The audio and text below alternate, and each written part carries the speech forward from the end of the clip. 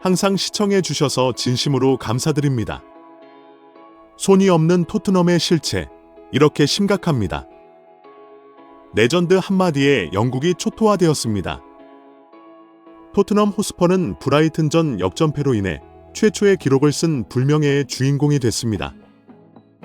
토트넘 호스퍼는 7일 12시 30분 한국 시간 영국 브라이튼 앤 호브에 위치한 맥스 스타디움에서 열린 2024에서 2025 시즌 프리미어 리그 7라운드에서 브라이튼 앤 호브 알비온에 2대3으로 역전패를 당했습니다.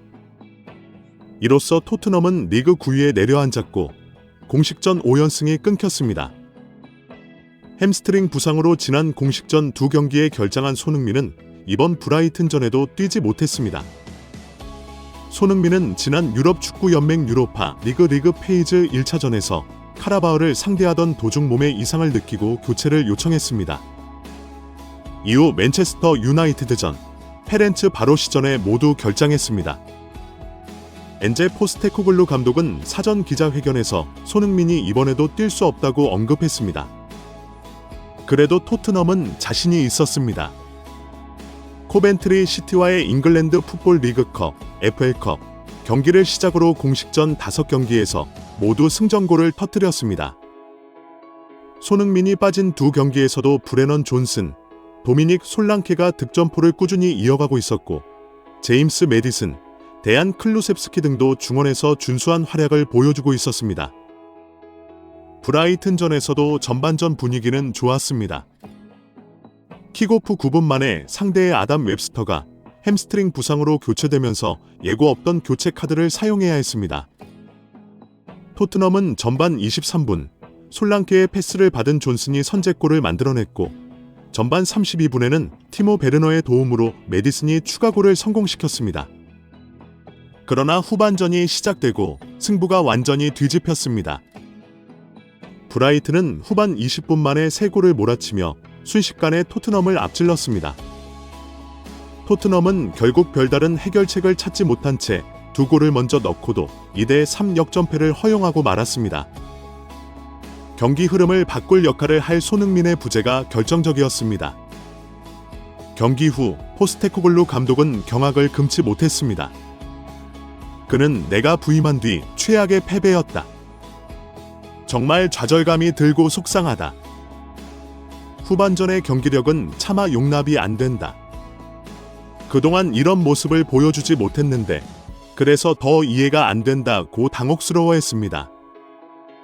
이 경기로 토트넘은 불명예스러운 기록까지 작성하게 됐습니다. 축구 통계 매체 매치스코카는 토트넘은 프리미어 리그 역사상 처음으로 2골 이상 앞서던 상황에서 경기를 진 팀이라고 전했습니다. 토트넘은 지난 시즌에도 특히 리그에서 연속 선제골을 넣고도 승점을 가져오지 못했고 경기에서 패한 바 있습니다. 당시에도 프리미어 리그 기록상 최초라는 오명이 붙었습니다. 한편 마이클 오원이 최근 토트넘의 불명예스러운 기록을 비판한 것은 팀의 현 상황을 심도 있게 반영하고 있습니다. 그는 손흥민이 없는 토트넘은 공허하다는 강한 발언으로 그의 부재가 팀에 미치는 실질적인 영향을 강조했습니다. 이는 단순한 개인의 기량을 넘어 팀 전체의 조직력과 분위기에도 큰 영향을 미친다는 점에서 주목할 필요가 있습니다. 경기 중 후반전, 토트넘은 브라이튼의 흐름을 완전히 내주며 혼란에 빠졌습니다. 이럴 때 손흥민이 있었다면 그의 존재가 팀에 얼마나 큰 힘이 되었을지 쉽게 상상할 수 있습니다. 손흥민은 단순한 골잡이가 아니라 팀의 분위기를 이끌고 위기 상황에서 선수들을 독려할 수 있는 리더십을 지닌 선수입니다. 그의 부재는 팀 전반에 걸쳐 동기부여와 결정력의 결여로 이어졌습니다. 오원이 지적한 것처럼 손흥민이 있었다면 최소한 한 골은 만들어냈을 것이며 팀의 전술적 방향성을 유지하는 데도 큰 도움이 되었을 것입니다. 또한 토트넘은 최근 5연승에 도취되다가 아예 빠진 듯한 모습을 보였습니다. 이러한 자만은 선수들에게 부담을 주었고 결국 팀의 성적에 부정적인 영향을 미쳤습니다. 특히 선수들이 정신적으로나 신체적으로 피로를 느끼는 상황에서 자만은 더욱 위험한 요소로 작용할 수 있습니다. 손흥민이 팀 내에서 보여줬던 강한 정신력과 승부 근성은 이런 자만을 극복할 수 있는 중요한 요소였습니다. 포스테코글루 감독의 전술적 접근 또한 재검토할 필요가 있습니다. 현재의 전술이 선수들의 체력을 과도하게 요구하고 있기 때문입니다. 소모시키고 있으며 이는 이미 부상으로 이어진 사례가 빈번히 나타나고 있습니다. 선수들이 최상의 컨디션을 유지할 수 있도록 체력 관리를 포함한 전술적 변화가 필요합니다. 감독은 팀의 전술을 유연하게 조정하고 특정 상황에 맞는 전략을 구사해야 할 것입니다. 예를 들어 손흥민이 복구하기 전까지는 다른 선수들이 그 역할을 분담할 수 있도록 전술을 조정하는 것이 중요합니다. 마지막으로 팬들은 손흥민의 빠른 복귀를 간절히 바라고 있습니다. 그의 존재는 단순히 골을 넣는 것을 넘어서 팀의 전체적인 퍼포먼스를 끌어올리는 데 필수적입니다. 토트넘이 다시 정상 궤도로 돌아가기 위해서는 손흥민의 복구와 함께 포스테코글루 감독의 전술적 변화가 필수적입니다. 이런 변화가 이루어지지 않는다면 토트넘은 현재의 부진에서 벗어나기 어려울 것입니다. 결론적으로 손흥민의 부재는 팀의 실체를 드러내는 중요한 요소로 작용하고 있으며 그의 복권은 팬들뿐만 아니라 팀 전체에 긍정적인 영향을 미칠 것입니다. 토트넘은 지금의 상황을 반성하고 재정비하여 다시 한번 힘찬 발걸음을 내딛어야 할 때입니다. 캡틴 손흥민이 무관의 서름을 털어낼 수 있을까요? 올 시즌 절호의 기회를 잡았습니다. 축구 전문 매체 스코어 90은 16일 한국 시간 베팅 업체 북메이커 A 자료를 인용해 2024에서 2025 시즌 유로파 리그 우승 확률이 가장 높은 5팀을 소개했습니다. 대한민국 공격수 손흥민이 뛰는 토트넘이 우승 확률 15%로 1위를 차지했습니다. 토트넘은 쟁쟁한 팀들과 경쟁하고 있습니다. 같은 잉글랜드 프리미어 리그의 맨체스터 유나이트가 14%로 2위, 이탈리아 세리에 A 명문 에즈 로마가 9%로 3위를 기록했습니다. 일본 대표 공격수 쿠보 다케오사가 있는 레알 소시에다드, 스페인 프리메라 리가의 다크호스 애슬레틱 빌바오는 똑같이 7%를 기록하며 4위에 올랐습니다.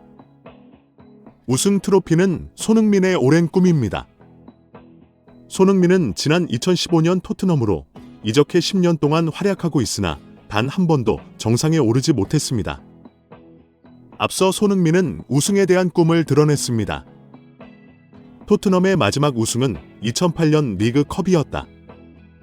토트넘이 우승할 수 있는 컵 대회에는 맨체스터 시티, 아스널, 리버풀 등 워낙 막강한 팀이 많다는 언급을 했습니다.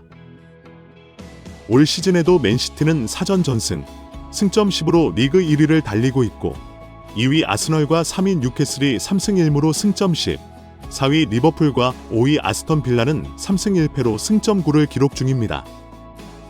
반면 토트넘은 1승 1무 2패로 승점 4, 리그 13위에 머물러 있습니다.